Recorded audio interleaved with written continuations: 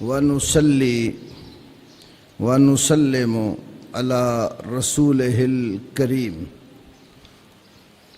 أما بعد فأعوذ بالله السميع العليم من الشيطان الرجيم من حمده ونفخه ونفثه بسم اللہ الرحمن الرحیم۔ کچھ سوالات تو وہ ہیں جو بھی کل کے باقی ہیں، اور کچھ یہ بہنوں نے دیے ہیں جن میں سے ایک پرچے پہ 7 سوال ہیں۔ اس کا میں پہلے جواب دیتا ہوں، پھر یہ جو کل والے ہیں اس کو شروع کرتے ہیں۔ جب یہ ختم ہو جائیں گے پھر مجھے اور دینا، اپنے پاس نوٹ کر کے بے شک رکھو۔ جب یہ ختم ہو جائیں گے تو پھر آپ دوسرے سوالات دینا، میں اس کے جواب دوں گا۔ بسم اللہ الرحمن الرحیم۔ پہلا سوال یہ لکھا ہے، قرآن میں سورہ رحمان میں رب المشرقین و رب المغربین آیا ہے، یہ کس لیے ہے؟ مشرق مغرب تو ایک ہیں، 2 کے ذکر کی وضاحت کریں۔ میری بہنوں، آپ کو کس نے بتایا ہے کہ مشرق اور مغرب ایک ہیں؟ قرآن بتا رہا ہے رب المشرقین و رب المغربین، تو قرآن کے خلاف تو عقیدہ نہیں بنایا جا سکتا کہ ایک ہی مشرق اور ایک ہی مغرب۔ مشرقین تثنیہ ہے مشرقن کا، اور مغربین مغربن کا تثنیہ ہے۔ تو اس کو آپ یوں سمجھ لیں کہ گرمی کے موسم میں آپ صبح دیکھیں سورج کدھر سے نکلتا ہے، پھر سردی کے موسم میں بھی دیکھیں کہ سورج کدھر سے نکلتا ہے۔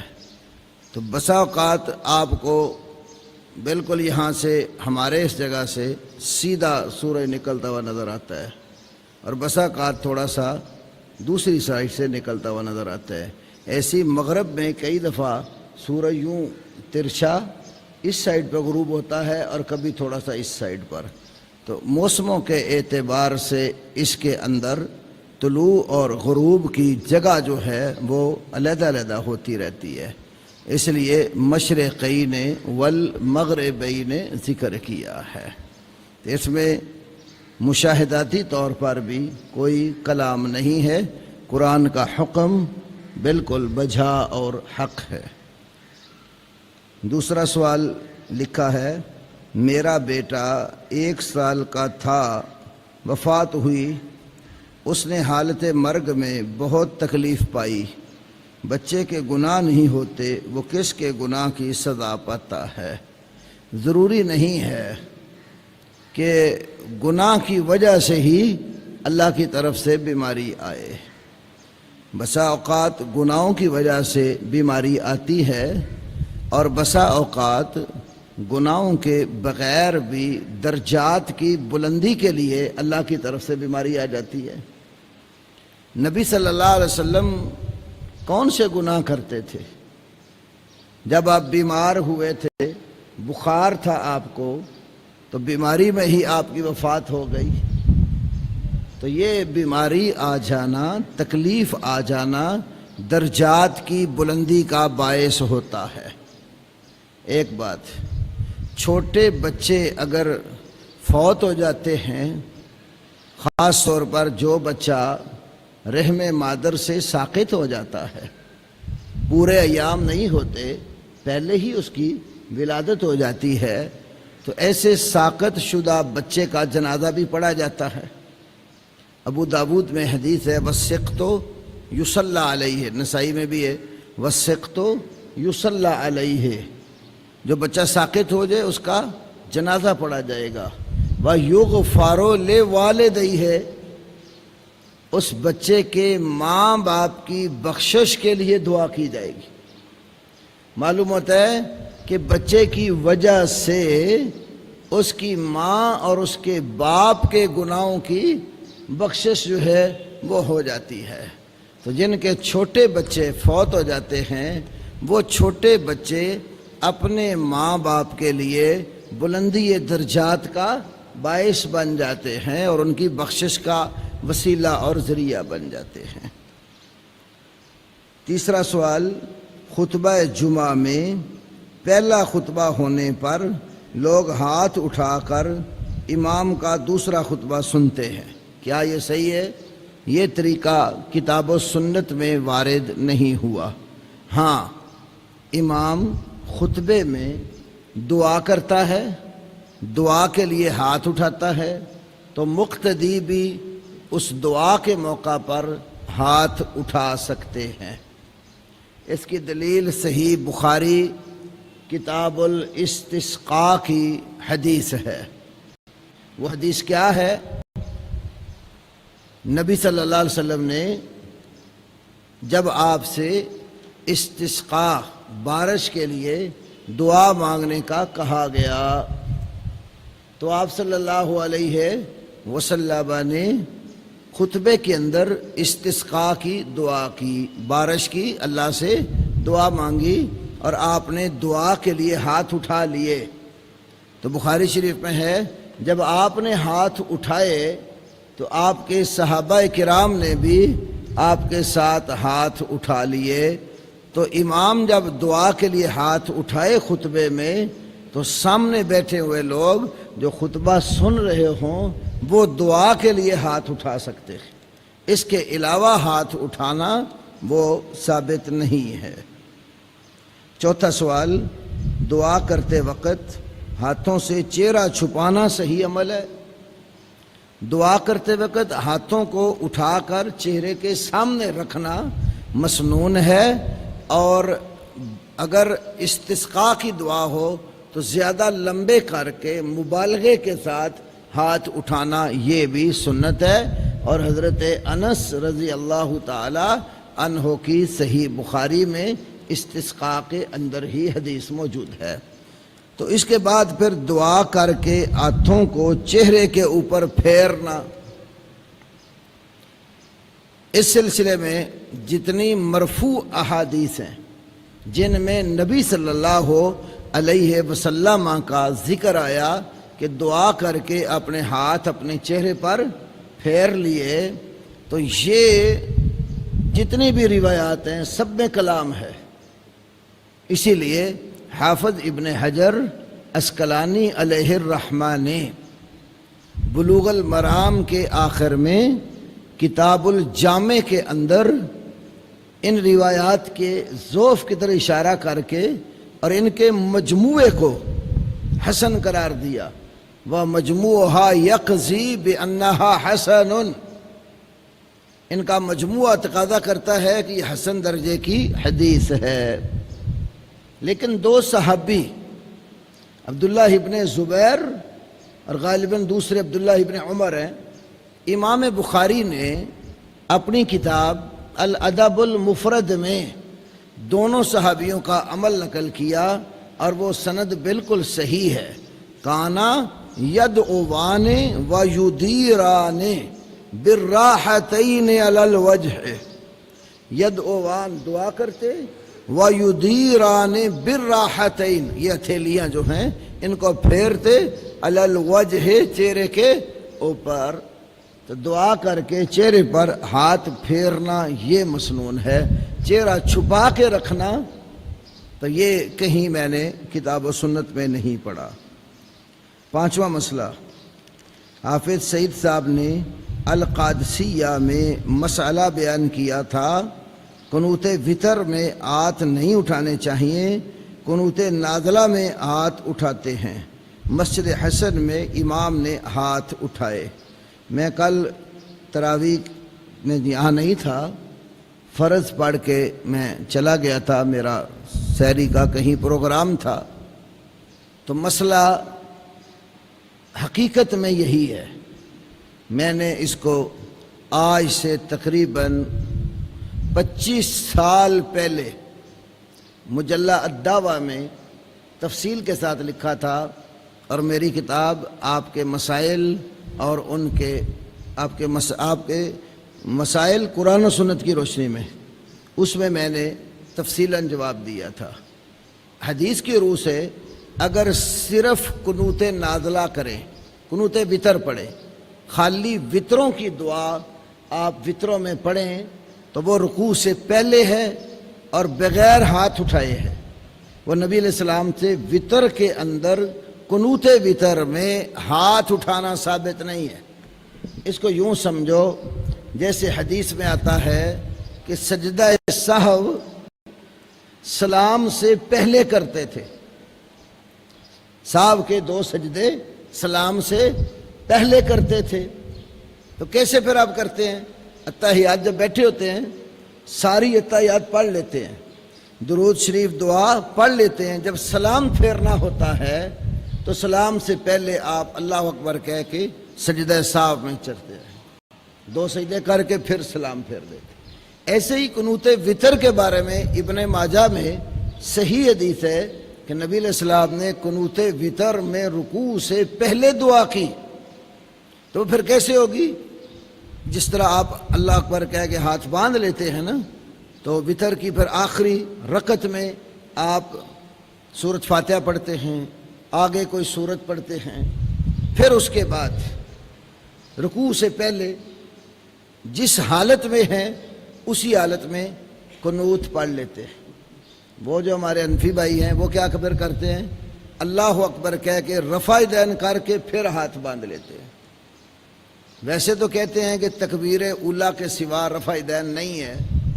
وطر میں پتہ نہیں تکبیر اولیٰ کے بعد رفع دین کہاں سے نکل آئی ہے, حالانکہ اس کی کوئی دلیل نہیں ہے. نہ ہی تکبیر کہنے کی, اللہ اکبر کہنے کی بھی کوئی صحیح حدیث موجود نہیں ہے. تو قنوت وطر میں قبل از رکوع سورت پڑھنے کے بعد اسی حالت میں جیسے آپ ہاتھ بندے کھڑے ہیں آپ وطر کی قنوت پڑھیں اور پھر تکبیر کہہ کے رکوع چلے جائیں. اور اگر آپ وطر کے اندر قنوت نازلہ کرتے ہیں, وطر میں بھی قنوت نازلہ کرنا جائز ہے. حضرت عمر رضی اللہ تعالی عنہ نے جب ابی بن کعب رضی اللہ عنہ کو تمام صحابہ کا تراویح میں مشترکہ امام بنایا, تو وہ ابی بن کعب وطروں کے اندر نازلہ والی دعا کرتے تھے, مسلمانوں کے حق میں اور کفار کے خلاف. تو جو دعا مسلمانوں کے حق میں کی جاتی ہے, کافروں کے خلاف کی جاتی ہے, اس کو قنوت نازلہ سے تعبیر کیا جاتا ہے. تو کسی صحابی نے ان کی امامت میں نماز پڑھتے ہوئے اعتراض نہیں کیا کہ وطر میں آپ نے قنوت نازلہ کیوں کی ہے. یہ حدیث صحیح ابن خزیمہ اور سنن کبریٰ بہقی میں موجود ہے. تو اگر قنوت نازلہ کرے تو حضرت انس کی نازلہ کے حوالے سے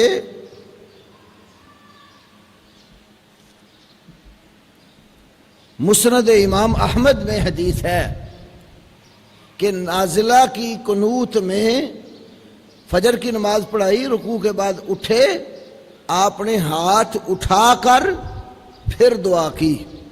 تو نازلہ میں ہاتھ اٹھائے جا سکتے ہیں. اگر تو آپ کے امام صاحب نماز پڑھاتے وقت نازلہ والی دعا پڑھیں اس میں ہاتھ اٹھانے کی گنجائش ہے. جس طرح ائمہ حرمین بھی جب وطر پڑھاتے ہیں تو وہ نازلہ والی دعا بلکہ آدھا گھنٹہ دعا کرتے رہتے ہیں. تو بہرحال وطر کی قنوت خالی آپ پڑھیں, رکوع سے پہلے پڑھیں, بغیر ہاتھ اٹھائے پڑھیں. انشاءاللہ تعالی آج میں ادھر ہی ہوں گا, امام صاحب کو تنبیہ کرتا ہوں. عورت اپنے چہرے سے اتار سکتی ہے, اب یہ نہیں لکھا کیا اتار سکتی ہے, بال ہی مراد ہوں گے, ظاہر ہے وہ آگے سیاق سے سمجھ آ رہا ہے, یہاں عبارت ٹھیک نہیں لکھی ہوئی. یہ میرے کہنے کا مقصد ہے کہ جو سوال لکھتے وقت اچھی طرح پڑھ کر اس کو پھر لکھ کر آگے بھیجا کریں. یا نہیں, بعض علماء کہتے ہیں کہ ماتھے اور رخساروں سے نہیں اتار سکتی, یہ کنایا کرینہ ہے, یہاں بھی نہیں لکھا کہ کیا ہے. جہاں مرد کی مشابہت ہو اتار سکتی ہے, یا پھر بالوں کو نوچ کر نہ اتارے کسی ریموور وغیرہ سے اتار سکتی ہے. یہ اگلی تو بالکل اپنی توجیہ ہے. بات یہ ہے بخاری کتاب اللباس صحیح مسلم کتاب اللباس، دونوں کتابوں میں عبداللہ ابن مسعود کی حدیث میں چہرے کے بال نوچنے والیوں پر لعنت وارد ہوئی ہے۔ لعن اللہ الواشمات والمستوشمات والمتنمسات، متنمسات یا نامسات۔ النہایہ جو لغت کی مشہور کتاب ہے امام ابن اسیر جزری کی، تو النہایہ میں لکھا ہے النامسہ والمتنمسہ وہ عورت ہے التی تنتف الشعر عن الوجہ، جو عورت چہرے کے بال نوچتی ہے۔ اکثر عادت یہ جو بھمیں ہیں نا، ان کو باریک کرنے کی زیادہ عادت عورتوں میں ہوتی ہے، اس لیے امام ابو داود نے اپنی سنن میں اس حدیث کے تحت بالخصوص یہ بھموں کا ذکر کیا۔ یہاں کے بال نوچتی ہے، یہ بالکل حرام ہے۔ ہاں، اگر چہرے پر غیر ضروری بال اگ آئیں کسی مرض کی وجہ سے، بیماری کی وجہ سے، بعد ہارمونز پرابلم ہو جاتی ہے اور عورت کے چہرے پر داڑھی کے، مونچھوں کے بال اگ آتے ہیں، وہ مرض کی وجہ سے آتے ہیں۔ مرض کی وجہ سے جو بال اگ آئیں ان کو اتار سکتی ہے۔ اس کی دلیل سنن نسائی میں یہی جو واصلہ، مستوصلہ، نامسہ، متنمسہ والی احادیث ہیں، ان میں ایک جملہ آیا ہے الا من دائن، الا من دائن۔ ہاں، بیماری کی وجہ سے بال چہرے پہ اگ آئیں تو وہ بال عورت اتار سکتی ہے۔ ساتواں اور آخری سوال اس پرچی کا ہے، اگر کوئی عورت حالت روزہ میں ہے، روزہ کا آخری وقت ہو کہ اس کو ماواری آ گئی، کیا وہ اپنا روزہ افطار کر لے یا پھر برقرار رکھے؟ ماواری آنے کے ساتھ ہی اس کا روزہ ختم ہو جاتا ہے، کیونکہ ماہواری جو ہے اس حال میں روزہ نہیں رکھا جاتا۔ امی عائشہ صدیقہ رضی اللہ تعالی عنہا کی مشہور حدیث ہے کہ ماہواری میں نماز بھی اب نہیں پڑھے گی، روزہ بھی نہیں رکھے گی، لیکن نماز اس کو معاف ہو جاتی ہے، روزہ اس کو بعد میں رکھنا پڑتا ہے، جس سے معلوم ہوتا ہے کہ ابھی روزے کا وقت ہے، ایام ماواری آ گئے تو روزہ اس کا ختم ہو چکا ہے۔ ایک سوال بہنوں نے بھیجا ہے، جس بچے کا عقیقہ نہ ہو اس کے بارے میں کیا وعید ہے؟ وعید کا تو مجھے علم نہیں ہے، اتنی بات ضرور ہے، کل غلام مرتہن بعقیقتہ، صحیح میں حدیث ہے، ہر بچہ اپنے عقیقے کے عوض گروی رکھا ہوا ہوتا ہے۔ تو کئی محدثین اس کا معنی کیا کہ گروی سے مراد یہ ہے کہ بچے کو ماں باپ کی سفارش نہیں کرنے دی جائے گی، سفارش نہیں کر سکیں گے، عقیقہ کریں گے، وہ گروی آزاد ہو جائے گی، پھر وہ سفارش کر سکے گا۔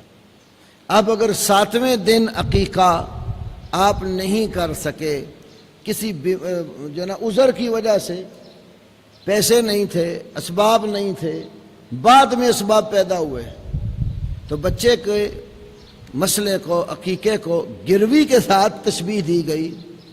تو گروی اگر مقررہ وقت پر نہ چھڑائی جا سکے، جب ہمت ہو اس کو چھڑا لیتے۔ آپ نے زمین جو ہے کسی کے پاس گروی رکھی، پیسوں کی ضرورت تھی، پیسے لے لیے، مہینہ ایک طے کر لیا، بھی مہینے بعد میں تیرے پیسے دوں گا اور اپنی زمین تو سے واپس لے لوں گا۔ اب مہینے کے بعد وہ پیسے نہیں دے سکا، میں 2-3 ماہ گزر گئے، تو اس کا یہ مطلب قطع نہیں ہے کہ اس کی گروی شدہ چیز ضائع ہو گئی ہے، بلکہ وہ تنگ دست ہے، تو جس نے کے پاس گروی رکھی گئی وہ مہلت دے دے گا اس کو۔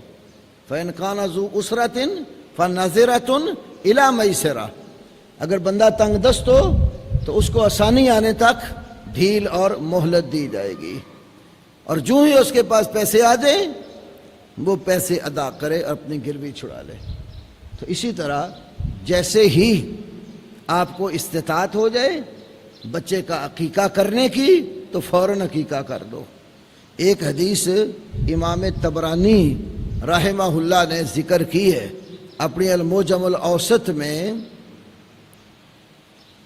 وہ حدیث جو امام طبرانی نے ذکر کی ہے وہ یہ ہے کہ نبی صلی اللہ علیہ وسلم نے اپنا عقیقہ خود کیا تھا۔ عقا رسول اللہ صلی اللہ علیہ وسلم عن نفسہ ہی، جس بات کی دلیل ہے کہ عقیقہ بعد میں بھی ہو سکتا ہے۔ ماں باپ نے نہیں کیا تو بچہ بڑا ہو گیا ہے، استطاعت والا ہو گیا تو اپنا عقیقہ خود بھی کر سکتا ہے۔ عشاء کی نماز کا وقت کب تک ہوتا ہے؟ سورج ڈوبنے کے بعد مغرب میں جو سرخی سورج ڈوبنے کے بعد قائم رہتی ہے، جب وہ ختم ہو کر اس کے بعد سفیدی نکلتی ہے، عشاء کا وقت شروع ہوتا ہے۔ اور معروف قول کے مطابق نصف رات تک رہتا ہے۔ نصف رات کے بعد اس کا جو افضل وقت ہوتا ہے وہ ختم ہو جاتا ہے۔ اور دوسری بات یہ ہے کہ اگر نماز اس کی نصف رات سے لیٹ ہو گئی ہے تو فجر کی نماز کا وقت آنے سے پہلے پہلے اس کو ادا کر لے۔ امام ابو بکر ابن ابی شیبہ نے اپنی مصنف میں ایک باب باندھا ہے، کتاب الرد علی ابی حنیفہ علی ما خالفہ علی ما خالفہ آثار رسول اللہ صلی اللہ علیہ وسلم۔ تقریباً 100 سے زیادہ صفحات پر یہ کتاب ہے ابن ابی شیبہ میں، تو اس کے اندر بھی نماز کے عشاء کے وقت کا یہ مسئلہ ذکر کیا ہے۔ رمضان میں شیاطین کو جکڑ دیا جاتا ہے تو انسان سے گناہ کیسے سرزد ہوتے ہیں؟ ایک بعض روایات میں مطلق شیطان کے جکڑنے کا ذکر ہے، اور بعض روایات میں اس کو مارادۃ الجن کے ساتھ مقید کیا گیا ہے۔ مارادۃ الجن، جنوں میں جو بڑے سرکش ہیں۔ آپ کو تفسیر میں نے ایک قاعدہ پڑھایا ہے، اگر کوئی چیز کتاب و سنت میں مطلق وارد ہو اور دوسری جگہ اس کو کسی صفت سے مقید کیا گیا ہو تو مطلق کو مقید پر محمول کرتے ہیں۔ جیسے رقابتن کی مثال دی آپ کو، کئی کفارات ذکر کر کے مطلق گردن آزاد کرنے کا کہا، کوئی صفت نہیں ذکر کی کہ جو گردن اور غلام آزاد کرنا ہے وہ مومن ہو یا کافر ہو، لیکن ایک جگہ پر رقابتن مؤمنتن کہہ کر گردن کی آزادی کو ایمان سے مقید کر دیا۔ اب جہاں صرف رقابہ آیا وہاں بھی ہر طرح کا غلام مراد نہیں ہوگا، ایمان والا غلام مراد ہوگا۔ تو ایسے ہی جہاں شیاطین کا ذکر مطلق آیا ہے تو اس کو اس حدیث پر معمول کریں گے جس میں مارادۃ الجن کا لفظ آیا ہے۔ جنوں میں جو بڑے بڑے سرکش ہیں، اس لیے بڑے بڑے شیاطین جکڑ دیے جاتے ہیں اور چھوٹے شیاطین رہتے ہیں۔ اور دوسری بات، شیطان انسان کی صورت میں بھی ہوتا ہے۔ میں شیاطین الانس والجن، انسانوں میں بھی شیطان ہوتے ہیں اور جنوں میں بھی ہوتے ہیں۔ تو جنات والے شیاطین جکڑ دیے جاتے ہیں، انسان تو کھلے رہتے ہیں۔ سارا سال گناہ کر کر کے شیطنت اندر بھر چکی ہوتی ہے، اور انہی شیطانیوں کی وجہ سے رمضان میں بھی اس سے گناہ سرزد ہو جاتے ہیں۔ یہ کوئی بعید نہیں ہے۔ قرآن اور حدیث میں شرک کی کیا تعریف ہے؟ یہ جو اصطلاحات ہیں نا، تعریفات، یہ اللہ نے اور اس کے رسول نے بیان نہیں کی۔ ہاں، اللہ اور اس کے رسول کے کلام سے سیاق و سباق پڑھ کر آیت اور حدیث کا دایاں بایاں مطالعہ کر کے معلوم ہو جاتا ہے کہ شرک کیا ہے اور توحید کیا ہے۔ تو شرک کا لفظی معنی حصے داری، شراکت۔ اب اللہ کے ساتھ کسی بھی رنگ میں اس کی مخلوق کو حصے دار بنا دیں وہ شرک ہوگا۔ قرآن کی جن آیتوں میں شرک کا ذکر آیا ہے آپ اگر ان کو پڑھیں گے تو کہیں اللہ کی ذات میں شراکت، جیسے یہودیوں نے کہا عزیر ابن اللہ، عیسائیوں نے کہا مسیح ابن اللہ، مسیح اللہ کا بیٹا ہے۔ اب اللہ کا کسی کو بیٹا قرار دینا، قرآن نے اس کو شرک کہا ہے، یہ بیٹا ذات میں شرک ہے۔ اسی طرح کفار مکہ نے اور یہودیوں اور عیسائیوں نے اللہ کی صفات میں بھی شرک کیا، جس طرح کسی چیز کو حلال یا حرام ٹھہرانا یہ اللہ کا کام ہے۔ انہوں نے یہ کام اپنے مولویوں اور درویشوں کو دے دیا۔ قرآن نے کہا اتخذوا احبارہم ورہبانہم اربابا من دون اللہ، انہوں نے اپنے مولویوں اور درویشوں کو اللہ کے سوا رب بنا لیا۔ اللہ کے سوا کسی کو رب بنانا کیا ہے؟ یہی شرک ہے۔ رب تو ایک ہے، جیسے آج آپ نے پڑھا الحمدللہ رب العالمین، رب تو ساری کائنات کا اللہ ہے۔ اب اللہ کے سوا مولوی کو رب بنا لینا، پادری کو رب بنا لینا، یہ مولوی اور پادری کو وہ اختیار دے دینے ہیں جو اللہ کے ہیں۔ تو اللہ کی صفات میں کسی کو حصے دار بناؤ وہ بھی شرک ہو جاتا ہے۔ جو کام اللہ کے ہیں، جو حقوق اللہ کے ہیں، اللہ کے حقوق بندوں میں بانٹ دینا، بندوں کو اللہ کے ساتھ شریک کرنا ہے۔ تو اس لیے کتاب و سنت کی نصوص پر غور کرنے سے معلوم ہوتا ہے اللہ کی ذات، اللہ کی صفات، اللہ کے حقوق و اختیارات میں مخلوقات میں سے کسی کو بھی حصے دار بنانا یہ اللہ کے ساتھ شرک ہے۔ انشاءاللہ اس پر غائب میرے دروس ہوتے رہیں گے، جیسے آج بھی کئی باتیں اس میں آ گئی ہیں۔ بہت ساری باتیں توحید کے حوالے سے میں نے ابھی کرنی ہے آپ سے، وہ انشاءاللہ جیسے جیسے کسی آیت میں موقع محل ہوگا کر پاس رکھے۔ میں نے شروع میں کہا بیٹا اینڈ پہ دینا، ابھی اتنے زیادہ پڑھے ہیں، یہ ختم کریں تو پھر۔ عورتوں کے اعتکاف کے بارے میں تفصیلاً جواب دے دیں قرآن اور حدیث سے، کیونکہ جب خواتین کو بتایا جاتا ہے تو مانتی نہیں ہے۔ نہ ماننے کا علاج کوئی نہیں ہوتا، تو مانتا ہمیشہ بندہ اللہ کی توفیق کے ساتھ ہے۔ اللہ کے جتنے پیغمبر آئے ہیں نا، بڑا لمبا زمانہ اپنی قوموں کو سمجھاتے رہے ہیں، قومیں نہیں مانی، اور جو ماننے پہ آئے ہیں اللہ نے توفیق دی، منٹوں میں مان گئے۔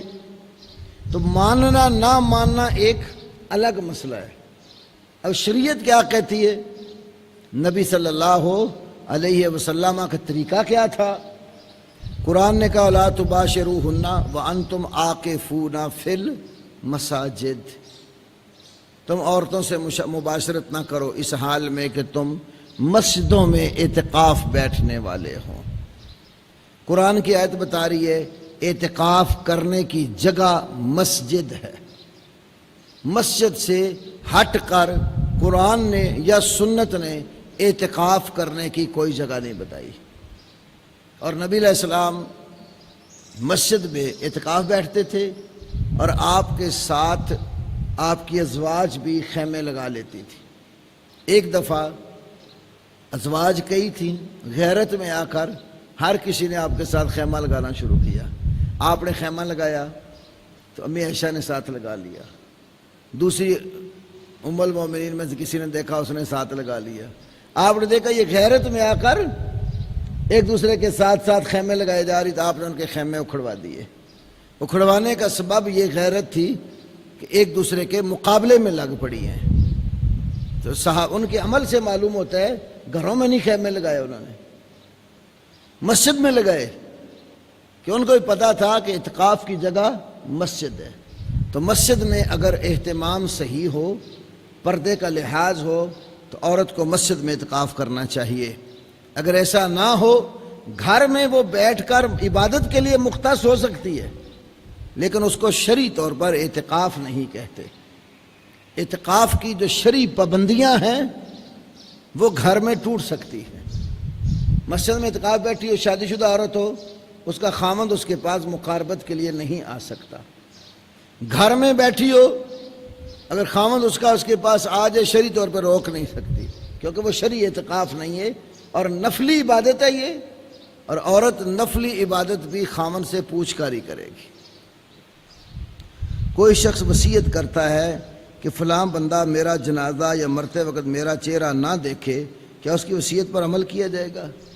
وصیت ہمیشہ وہ پوری کی جاتی ہے جو شریعت کے مطابق ہو، شریعت کے خلاف وصیت کی کوئی حیثیت نہیں ہوتی۔ تو کسی مسلمان کو جنازہ پڑھنے سے روکنا یہ شریعت کے خلاف ہے۔ مسلمان کا مسلمان پر حق ہے، جب فوت ہو جائے تو دوسرا اس کا جنازہ پڑھنے جائے۔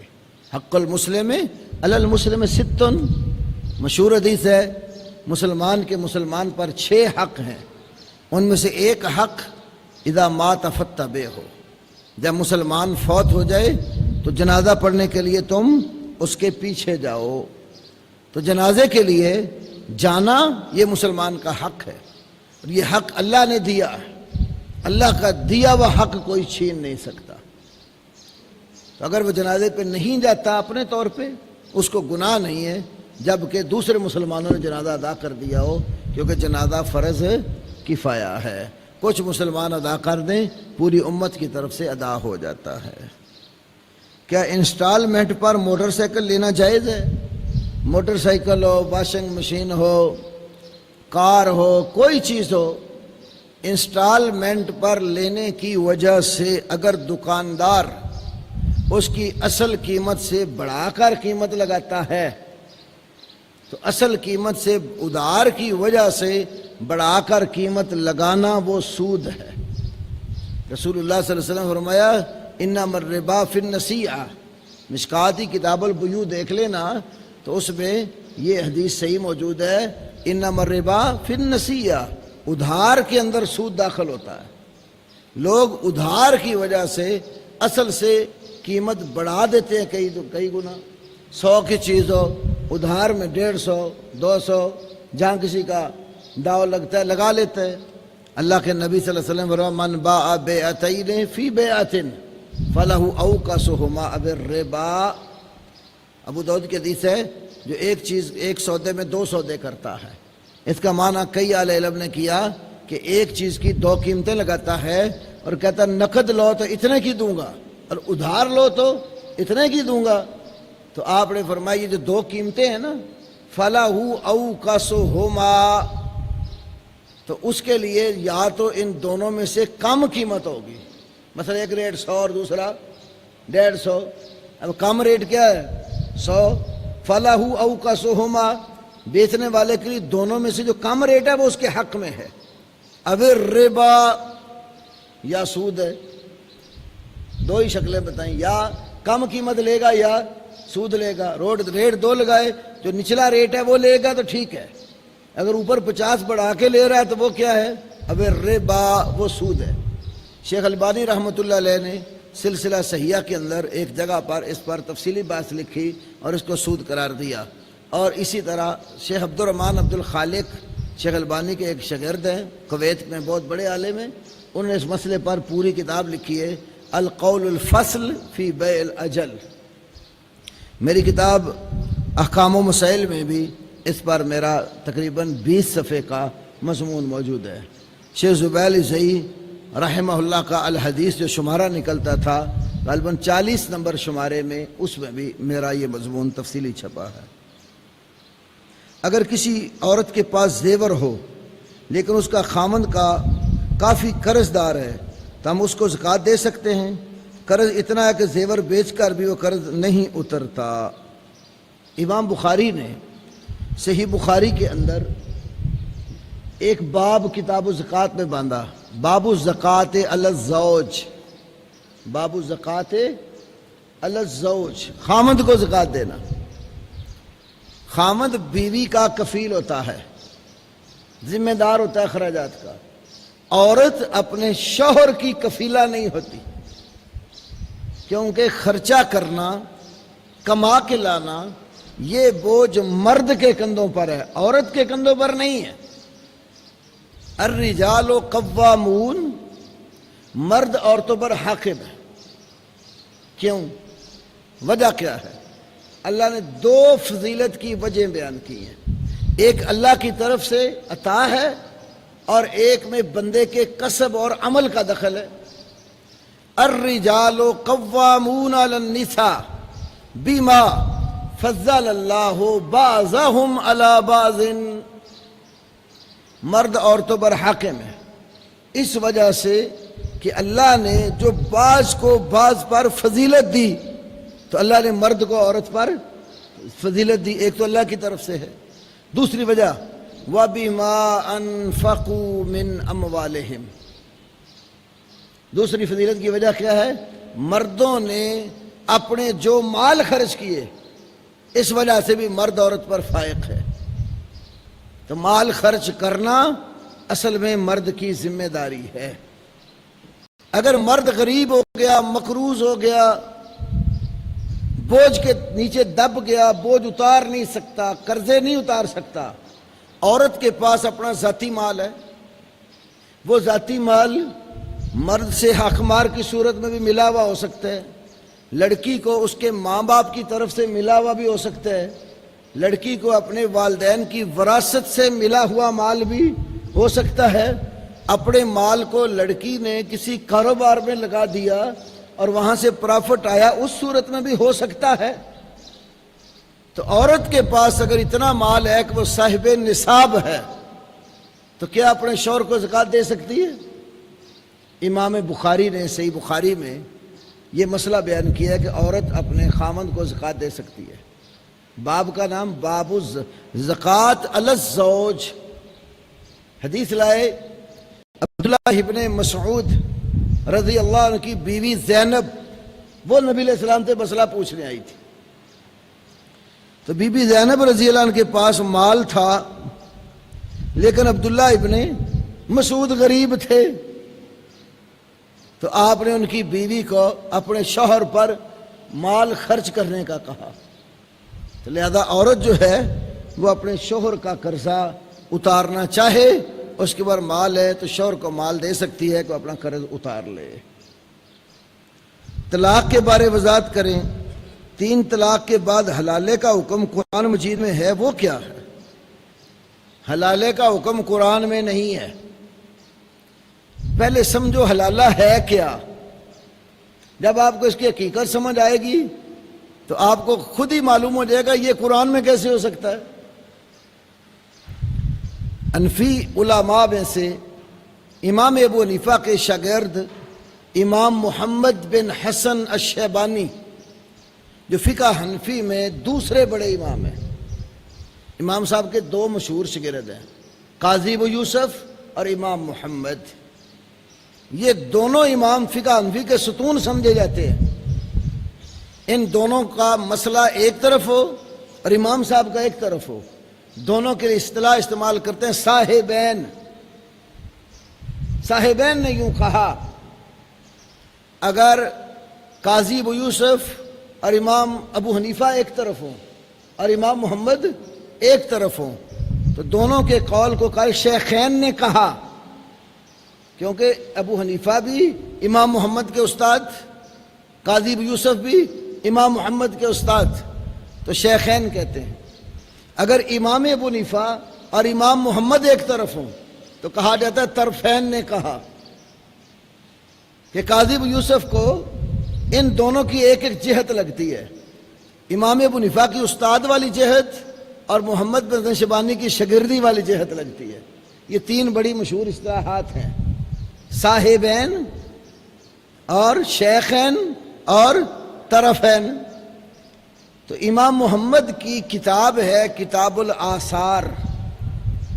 کتاب الآثار میں حلالے کا معنی انہوں نے یہ لکھا ہے، اگر کوئی شخص اپنی بیوی کو 3 طلاق دے دیتا ہے، 3 طلاقوں کے بعد اس عورت کا نکاح طلاق لینے کی غرض سے کسی دوسرے آدمی کے ساتھ کیا جائے کہ وہ چند راتیں اس کے ساتھ گزار کر حقوق زوجین ادا ہونے کے بعد پھر طلاق دے دے گا، یہ طلاق لینے کی غرض سے جو نکاح کیا جاتا ہے اس کو نکاح حلالہ کہتے ہیں۔ نبی صلی اللہ علیہ وسلم نے فرمایا لعن اللہ المحلل والمحلل لہ.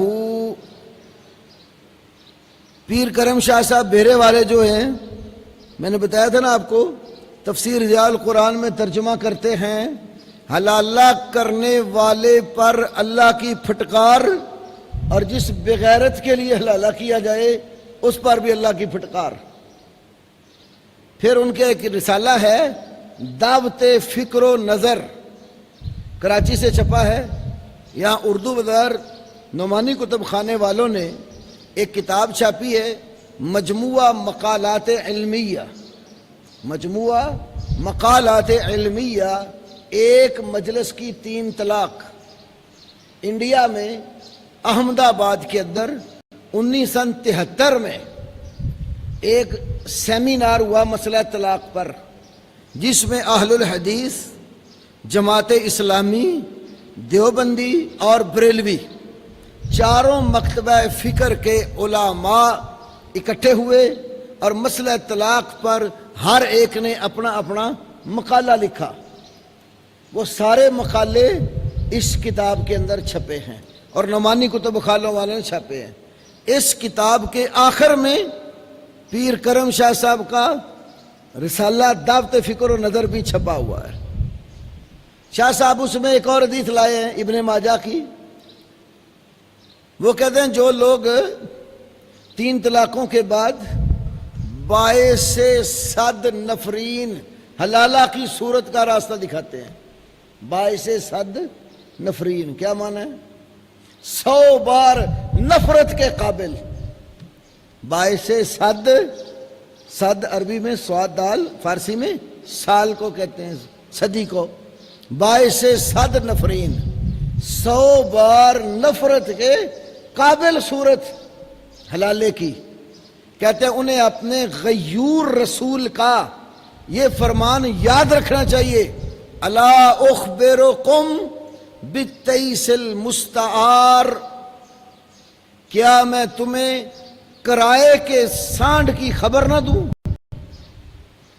ادھار جانور کرائے کا سانڈ لا کر لوگ اپنے جانوروں کے لیے رکھتے ہیں، تو فرمایا الا اخبرکم بالتیس المستعار، کیا میں تمہیں کرائے کے سانڈ کے بارے میں خبر نہ دوں؟ صحابہ نے کہا ہاں یا رسول اللہ. تو آپ صلی اللہ علیہ وسلم فرمایا هو المحلل، حلالہ کرنے والا کرائے کا سانڈ ہے. اب آپ بتائیں جس فعل پر لعنت وارد ہوئی ہو، جس حلالہ کرنے والے کو کرائے کا سانڈ کہا گیا ہو، اس کے جواز کی بات قرآن میں ہو سکتی ہے؟ نہیں ہے. لوگوں نے قرآن کی بات کو سمجھا ہی نہیں ہے. 3 طلاقیں وقفہ بعد وقفہ جب آدمی اپنی بیوی کو دے لیتا ہے تو اس کے بعد اتنی دیر تک وہ عورت اس خامند کے لیے حلال نہیں ہو سکتی جب تک وہ کسی دوسرے آدمی سے بسنے کی نیت سے نکاح کی رغبت جو ہے اس صورت میں شادی نہیں کرتی. طلاق لینا مقصد نہیں ہے، بسنے کے لیے شادی کرے. پھر زندگی میں کبھی اس مرد سے جدائی ہو جائے، عدت گزار کر پہلے شوہر کے ساتھ نکاح کرنا چاہے پھر اجازت ہے. یہ حلالہ نہیں ہے. حلالے کو ایک حدیث میں نکاح دلسا، نکاح دلسا، دلاسا یدلس و تدلیس، دھوکے فراڈ کا نکاح. نکاح دلسا فراڈ، دھوکے فریب والا نکاح. اور صحیح نکاح کو نکاح رغبہ، نکاح رغبہ جو پاک دامنی کی رغبت سے شادی کی جاتی ہے. حضرت عمر کہا کرتے تھے، سنن کبریٰ بیہقی میں ہے، اگر میرے پاس حلالے والا شخص لایا گیا میں اس کو رجم کر دوں گا. اور صحابہ کی ایک روایت یہ ہے، ہم رسول اللہ کے زمانے میں نکاح حلالہ کو بدکاری اور زنا سمجھتے تھے۔ عبداللہ ابن عمر کی روایت ہے، حلالہ کرنے والا جس عورت سے حلالہ کرتا ہے اگر 20 سال تک بھی اکٹھے رہیں دونوں زانی رہیں گے۔ یہ روایات المطالب العالیہ حافظ ابن حجر کی، السنن الکبریٰ امام بہقی کی، اور اردو میں دیکھنا چاہیں میری کتاب آپ کے مسائل اور ان کا حل قرآن و سنت کی روشنی میں نے تفصیل سے یہ مسئلہ اپنی کتاب میں لکھا ہے۔ تو حلالہ یہ شرعاً جائز نہیں ہے، نکاح ملعونہ ہے۔ ہمارے دوست احباب جو بیچارہ سادہ لو عوام کو بڑی معصومیت سے حلالے کا حکم سنا دیتے ہیں، یہ حلالے کے فضائل بھی بیان کرتے ہیں۔ فتاوی شامی میں، روزے کی افطاری کا وقت قریب ہے، مسئلہ بھی آپ نے عجیب سا پوچھ لیا ہے۔ فتاوی شامی میں اور مفتی تقی عثمانی صاحب کی اردو زبان میں کتاب ہے درس ترمذی۔ درس ترمذی میں یہ بات لکھی موجود ہے، اگر کوئی شخص اس نیت کے ساتھ حلالہ کرے کہ وہ اس کے بھائی کے لیے حلال ہو جائے تو وہ کہتے ہیں اس کی نیت پر اس کو ثواب بھی ملے گا۔ جس فعل پر رسول اللہ لعنت فرما رہے ہیں اس پر ثواب مل سکتا ہے؟ اس پر اس سے بھی بڑی سنگین قسم کی عبارات موجود ہیں، اور کتابیں الحمدللہ وہ ساری میرے پاس ہیں، لیکن میں روزے کا چونکہ افطاری کا وقت قریب ہے وہ حوالے کسی دوسرے وقت پہ چھوڑتا ہوں۔ تو نکاح حلالہ حرام ہے، اس پر لعنت وارد ہوئی ہے، شریعت میں اس کا کوئی جواز نہیں ہے۔ 3 طلاقیں ہو گئی ہیں، بسنے کی نیت سے شادی کر رہا لے، اس خامند کے ساتھ گزارا کرتی رہے۔ اگر کبھی کسی وجہ سے تفریق ہو گئی، تفریق کی 4 وجہ ہو سکتی ہیں۔ نمبر 1، اس آدمی نے عورت سے تنگ آ کر طلاق دے دی۔ نمبر 2، عورت اس کے بعد رہنا نہیں چاہ رہی، اب خلا لے لیتی ہے۔ نمبر 3، وہ آدمی فوت ہو جاتا ہے، یہ اس کی بیوہ بن جاتی ہے۔ نمبر 4، وہ آدمی مرتد ہو کر دائرہ اسلام سے خارج ہو جاتا ہے، ان کا نکاح ٹوٹ جاتا ہے۔ ان 4 صورتوں میں اگر علیحدگی ہو گئی، پہلا خامند اور یہ اب دوبارہ نکاح چاہتے ہیں، تو اگر یہ اللہ کی حدود کو قائم رکھ سکتے ہوں تو دوبارہ آپس میں شادی کر سکتے ہیں۔ یہ جو اصطلاحات استعمال کی جاتی ہیں کسی بھی شرعی مسئلہ میں کہ یہ فرض ہے، سنت ہے، مستحب ہے، سنت موقدہ ہے، غیر موقدہ ہے، یہ اس طرح کی اور بھی سوال یہ ہے کہ خیر القرون سے یہ اصطلاحات استعمال کی جاتی تھیں۔ یہ جو فرض، واجب، سنت، مستحب، مکروہ، مفسد وغیرہ اصطلاحات ہیں نا، اکثر تو یہ فقہائے احناف کی ہیں، کیونکہ فرض اور واجب میں فرق انہوں نے کیا ہے۔ البتہ فرض، واجب، سنت یہ الفاظ کتاب و سنت میں استعمال ہوتے ہیں، اور ان کی مراد اور مقصود جو ہے وہ پیش نظر رکھ کر جو ہے محدثین بھی یہ اصطلاحات لیتے ہیں۔ جیسے میں نے آپ کو ایک مثال دی تھی، فرض اور واجب ایک چیز کے 2 نام ہیں۔ امام بخاری نے باب باندھا، باب وجوب الحج، باب وجوب العمرہ، باب وجوب القراءات فی الصلوات کلہا، وجوب القراءات فی الصلوات کلہا، تمام نمازوں میں قراءت واجب ہے، عمرہ واجب ہے، حج واجب ہے۔ یہ لفظ امام بخاری نے صحیح میں استعمال کیے، نسائی میں بھی ہیں، ابن ماجہ میں بھی ہیں۔ تو محدثین کا فرض اور واجب ایک چیز کے 2 نام ہیں، اس کے لیے بھی میں نے آپ کو نسائی اور بخاری وغیرہ کی حدیث بیان کی تھی۔ اسی طرح سنت کا لفظ بھی کئی حدیث میں وارد ہوتا ہے۔ مثال کے طور پر 2 سجدوں کے درمیان دونوں پاؤں کھڑے کر کے ایڑیوں کے اوپر بیٹھنا، سمجھیں بات؟ بیٹھے ذرا، دونوں ایڑیوں کے اوپر آپ نے بیٹھنا، پاؤں کھڑے کرو، ایڑیوں کے اوپر بیٹھ کے ہاتھ۔ دو سجدوں کے درمیان پاؤں کھڑے ہوں اور ایڑیوں کے اوپر آپ بیٹھ جائیں، اس کو بھی اقعاء کہا گیا۔ اقعاء کی کچھ ممنوع شکلیں ہیں۔ کتا آپ نے دیکھا ہوگا بیٹھتے ہوئے، دونوں پاؤں زمین پہ، گھٹنے کھڑے ہوتے ہیں نا، ہاتھ زمین پہ لگائے ہوتا ہے، یہ شکل منع ہے۔ یہ بھی، اس کو بھی شرع میں اقعاء کہا گیا کہ ایڑیوں کے اوپر بیٹھنا، لیکن یہ جائز ہے۔ کسی بندے کو یہ سمجھ آئی کہ یہ بھی جائز نہیں ہے تو عبداللہ ابن عباس رضی اللہ تعالیٰ سے مسئلہ پوچھا، صحیح مسلم میں حدیث ہے، انہوں نے کہا یہ اقعاء سنت ہے، الاقعاء سنت، یہ صحابی کہہ رہے ہیں اقعاء کیا ہے؟ سنت ہے۔ تو سنت یعنی نبی علیہ السلام کا طریقہ ہے۔ تو یہ اس طرح کے الفاظ اور ان کے معنی وہ کتاب و سنت میں خود موجود ہیں، لیکن یہ زیادہ لمبی چوڑی اصطلاحات جو ہیں ان کا اجراء نبی علیہ السلام اور صحابہ کے بعد میں ہوا ہے۔ تبلیغی جماعت کے مولانا زکریا صاحب، انہوں نے ایک کتاب لکھی ہے اختلاف الائمہ، اس میں انہوں نے یہ ذکر کیا کہ صحابہ کے زمانے میں یہ فقہی موشگافیاں اور اصطلاحات نہیں ہوتی تھی، اور اگر کوئی اس طرح کا سوال کر لیتا وہ سوال گستاخی پر محمول کیا جاتا تھا۔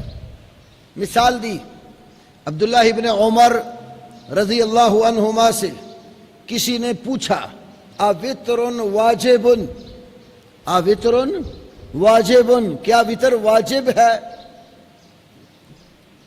انہوں نے کیا جواب دیا؟ اوتر رسول اللہ صلی اللہ علیہ وسلم و اوترنا، اللہ کے رسول صلی اللہ علیہ وسلم نے وتر ادا کیے، ہم بھی وتر ادا کرتے ہیں۔ اس نے پھر کہا کیا وتر واجب ہے؟ انہوں نے کہا اوتارا رسول اللہ صلی اللہ علیہ وسلم و اوترنا، رسول اللہ صلی اللہ علیہ وسلم نے وتر ادا کیے، ہم بھی وتر ادا کرتے ہیں۔ سائل پھر کہتا ہے وتر واجب، کیا وتر واجب ہے؟ صحابی یہی جواب دے رہے ہیں اوتارا رسول اللہ صلی اللہ علیہ وسلم و اوترنا، اللہ کے رسول نے وتر پڑھے اور ہم بھی وتر پڑھتے ہیں۔ یہ روایت نقل کر کے مولانا زکریا نے آگے یہ بات سمجھائی ہے، اس سے پتہ چلتا ہے کہ ان کے ہاں یہ اصطلاحات نہیں تھی۔ پھر کہتے ہیں ایک عمل کرنے والے بندے کو ان اصطلاحات کی ضرورت بھی نہیں ہے، اسے بس یہ معلوم ہونا چاہیے کہ میرے نبی نے یہ کام کیسے کیا۔ اور اہل الحدیث اہل السنہ بھی اللہ کے فضل سے اسی نہج پر قائم ہے کہ ہمیں کام کا حکم دیا گیا اور طریقہ بتایا گیا۔ اب ہمیں یہ پوچھنے کی ضرورت نہیں ہے یہ فرض ہے، واجب ہے، مستحب ہے، افضل ہے، سنت ہے، موقدہ ہے، غیر موقدہ ہے، مکروہ ہے، حرام ہے، مکروہ تحریمی ہے، مکروہ تنزیہی ہے، یہ مفسد ہے، کیا ہے، ضرورت نہیں ہے۔ بس جو کام اللہ کے نبی نے کہا کرو کرنا ہے، جس کام سے نبی پاک نے روکا پہ رک جانا ہے۔ تو ایک عمل کرنے والے کو اس چیز کی ضرورت نہیں رہتی۔ اس ہمارے لوگ سیدھے سادے ہیں، وہ زیادہ ان باریکیوں میں نہیں پڑھتے، انہیں پتہ چل دے کہ اللہ کے نبی نے نماز پڑھی ہے، بھائی اپنے ہاتھ تکبیر کہہ کر کندھوں یا کانوں تک اٹھائیں تو کہتے ہیں ٹھیک ہے۔ انہیں پتہ ہے کہ اللہ کے نبی جب رکوع جاتے تھے تو اسی طرح اپنے ہاتھوں کو کندھوں یا کانوں تک اٹھاتے تھے، رکوع سے اٹھتے تھے اسی طرح اپنے ہاتھ کندھوں یا کانوں تک اٹھاتے تھے، رفع دان کرتے تھے۔ ہمیں ضرورت نہیں فرض ہے واجب ہے، نماز ہوتی ہے یا نہیں ہوتی، بھئی اللہ کے نبی نے کیا ہے ہم کرتے ہیں۔ تو عمل کرنے والے بندے کو ان چیزوں کی ضرورت نہیں پڑتی۔ جتنا فقہاء نے لوگوں کو ان اصطلاحات میں داخل کیا، آپ دیکھیں گے جو اصولی ہے نا، اصول کے پیچھے اصول فقہ والے خاص طور پہ میں نے اکثر دیکھا ہے اصول فقہ والے عمل کے اتنے پکے نہیں ہوتے جتنے اصول حدیث اور اصول سنہ والے پکے ہوتے ہیں۔ حدیث پڑھنے پڑھانے والے لوگ دیکھتے اللہ کے نبی نے کیا وہ عمل کرتے ہیں، اور اصول فقہ والے پڑھ دیتے ہیں چلو یار فرض تو نہیں ہے نا تو ٹھیک ہے، سنت ہی ہے نا رہ گئی تو کیا حرج ہے، وہ اس طرح کرتے کرتے کئی عملوں سے دور رہ جاتے ہیں۔ لیکن جو اہل الحدیث اہل السنہ ہیں اللہ کے نبی نے کیا ہے بس ہم بھی کریں گے۔ حضرت علی نے دیکھ لیا رسول اللہ دعا پڑھ کے سواری پر مسکرا پڑے، بھیا وہ بھی مسکراتے رہے۔ ہے تو عمر نے دیکھا نبی علیہ السلام حجر اسود کو بوسہ دے رہے ہیں، تو آپ کرتے ہوئے بوسہ دے رہے ہیں۔ ایک صحابی نے ابن خزیمہ میں حدیث ہے، نبی پاک کو دیکھا، یہ اوپر والا بٹن کھلا ہے، کھلا رکھتے تھے، کیوں؟ اللہ کے نبی کو دیکھا ہے۔ تو صحابہ کے ہاں رسول اللہ کو جیسے دیکھا اسی طرح کیا۔ تو عوام الناس کو تو ان چیزوں کی عادت ہی نہیں ہوتی، بس انہیں بتا دو یہ کام شریعت کا حکم ہے اور ایسے کر لیں، اس کام سے شرع نے روکا ہے، اسے بچنا ہے۔ کیا ہم سعودی عرب کے ساتھ رمضان کا آغاز کر سکتے ہیں؟ تو سعودی عرب کے ساتھ باقی کام بھی کر لو، خالی رمضان کا آغاز کیوں کرنا ہے؟ جب وہ روزہ کھولیں اس وقت ہی کھولا کرو۔ آپ ابھی کھولیں گے، ان کا بھی 2 گھنٹے باقی ہوں گے، انتظار کر لیا کرو، یہ مسئلہ نہیں ہے۔ ہر خطے اور علاقے کی چاند کی اپنی رویت ہے۔ مسلم، ابو داود، ترمذی، تینوں حدیث کی کتابوں میں باب ہے لکل اہل بلد رؤیتہ، ہر بلد اور علاقے والوں کی اپنی رویت ہے۔ اللہ کے نبی نے کہا صوموا لرؤیتہ وافطروا لرؤیتہ، چاند دیکھ کر روزہ رکھو، چاند دیکھ کر روزہ ترک کرو۔ تو جب آپ کے خطے میں چاند نظر آ جائے، 2 صحیح اسلامی گواہیاں آپ کو مل جاتی ہیں، تو آپ روزہ رکھیں۔ اگر خطے میں چاند نظر نہیں آیا، کسی دوسرے خطے میں نظر آ گیا ہے، آپ اس کے پابند نہیں ہیں۔ چاند کی اللہ نے منزلیں بنائی ہیں، اللہ خود قرآن میں کہتے ہیں وَلَقَدْ قَدَّرْنَا مَنَازِلَ، ہم نے چاند کی منزلیں بنائی ہیں، اور فضائی طور پر تقریباً کوئی 1000 میل فضائی جو سفر ہے نا، اس پر جا کر آگے منزل بدل جاتی ہے۔ میں آپ کو ایک اور بات بتاتا ہوں۔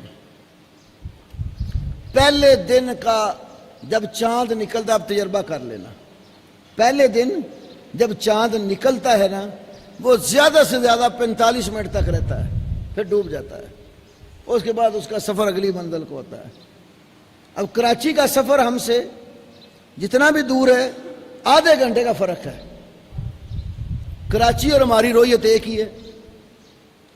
سعودی عرب کا 2 گھنٹے کا فرق ہے، 45 منٹ سے اوپر چلی جاتی ہے بات، 2 گھنٹے کا فرق ہے۔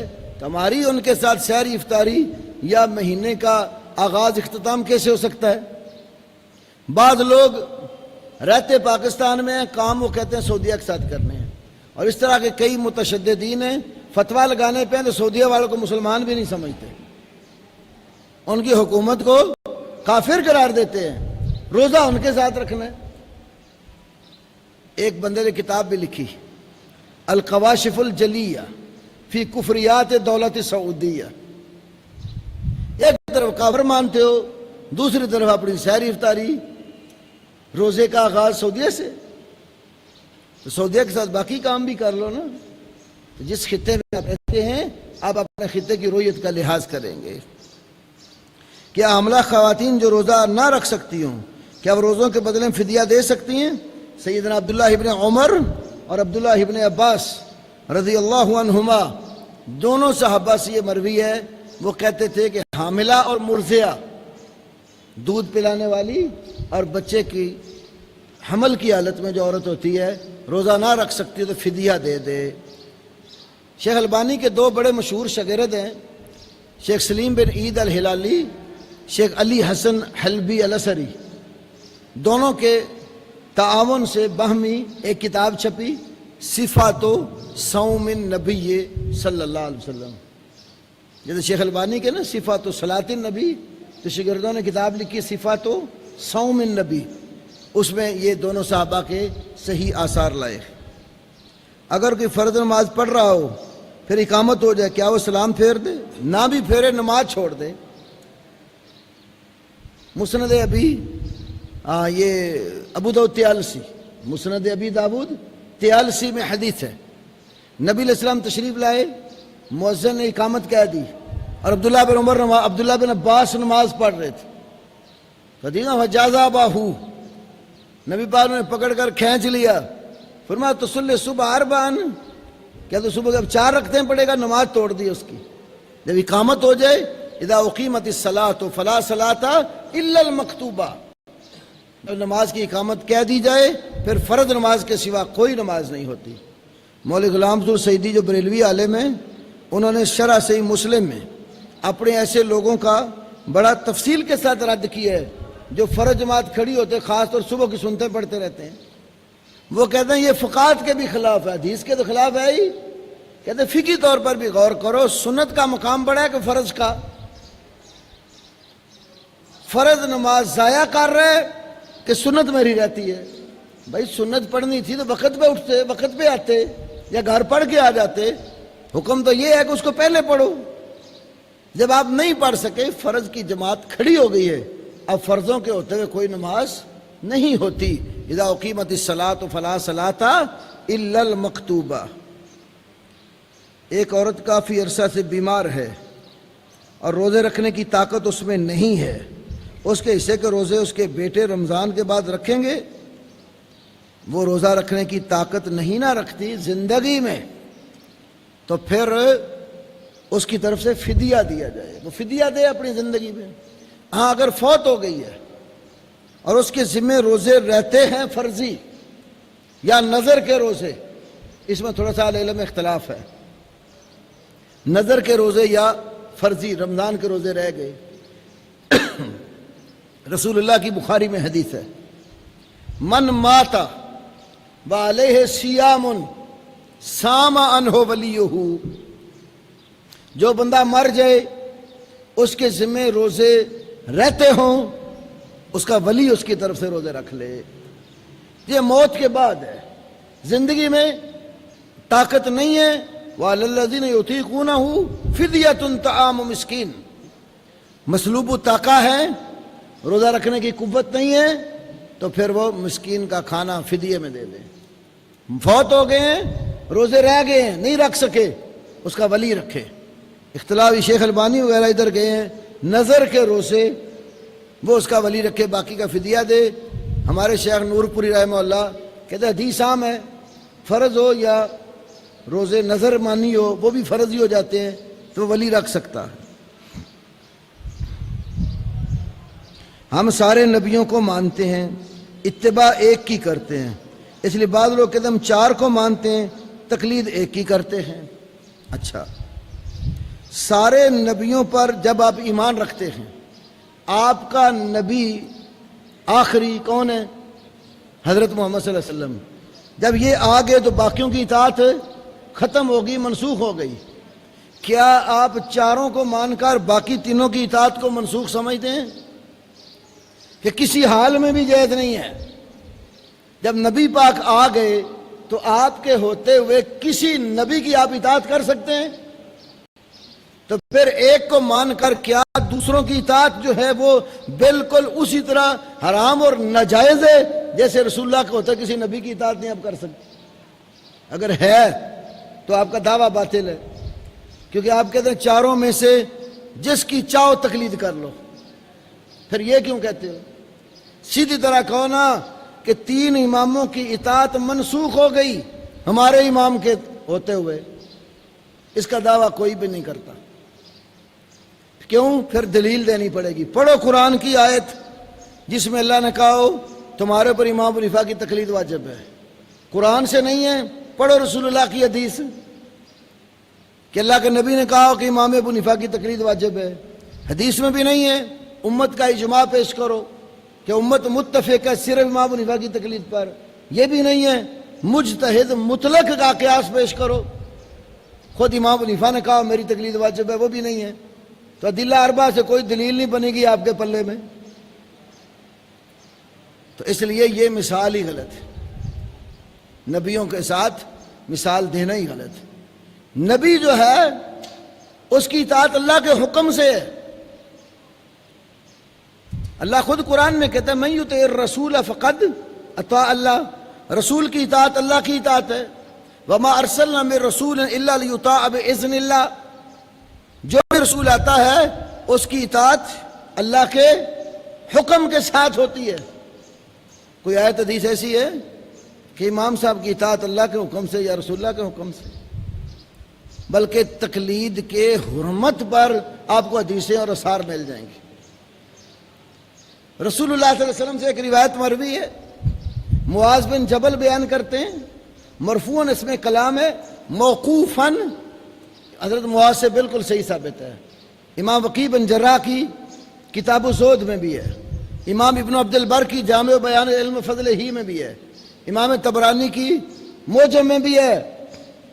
حضرت معاذ کہتے ہیں اللہ کے رسول نے کہا، اور موقوفاً حضرت معاذ کا قول، لا تقلد العالم دینکم ان اہتدی، لا تقلد العالم دینکم، اپنے دین میں عالم کی تقلید نہ کرو، فن اہتدی، اگر وہ ہدایت پر بھی ہو تو لا تقلدو، پڑھو کوئی حدیث، کوئی ضعیف ہی نکال کے لے آؤ، قلدو ابا حنیفہ، پورے ذخیرہ حدیث میں ایک ضعیف حدیث بھی قلدو حکم کے صیغے سے تقلید کے لفظوں سے نہیں ہے، جبکہ دوسری طرف لا تقلدو عبداللہ ابن مسعود سے صحیح سند سے مروی ہے، لا یقلدن رجل رجلا، لا یقلدن، آپ سمجھتے ہیں کہ یہ نون جو ہے نون توقید ثقیلہ ہے، لا شروع میں لگا ہے، ہرگز تقلید نہ کرے،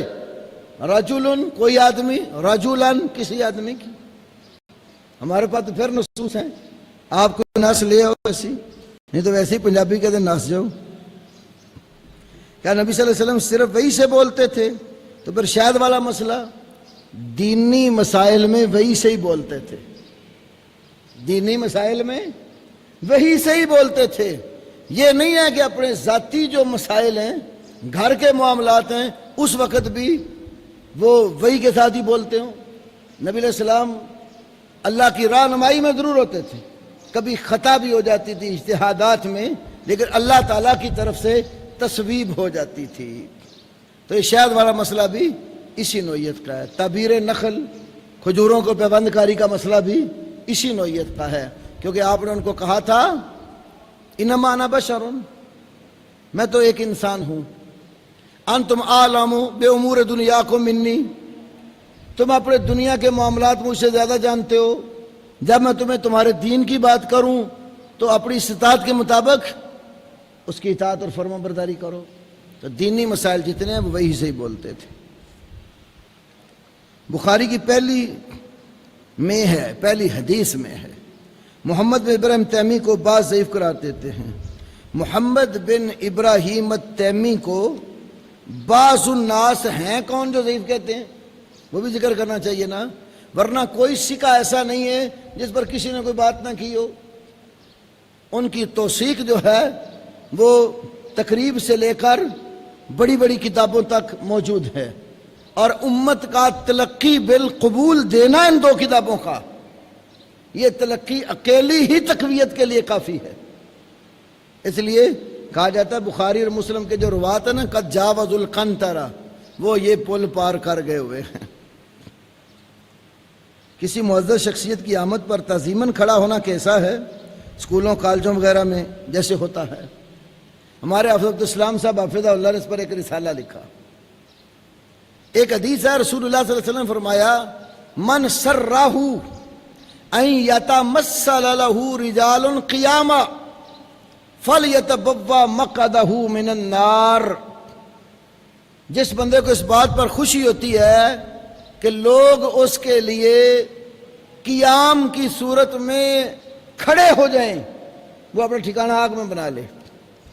اب جس کے لیے آپ کھڑے ہو رہے ہیں اس کی دو صورتیں ہیں، ایک یہ ہے وہ اس کھڑے ہونے کو پسند کرتا ہے، شریعت کی مخالفت کرتا ہے، کیونکہ صحابہ، ترمذی کی حدیث ہے، نبی علیہ السلام کے لیے بھی کھڑے نہیں ہوتے تھے، اس وجہ سے صحابہ جانتے تھے کہ اللہ کے نبی اس کو پسند نہیں کرتے، اور اگر وہ پسند کرتا ہے کھڑا ہونا تو پھر کیا ہوا؟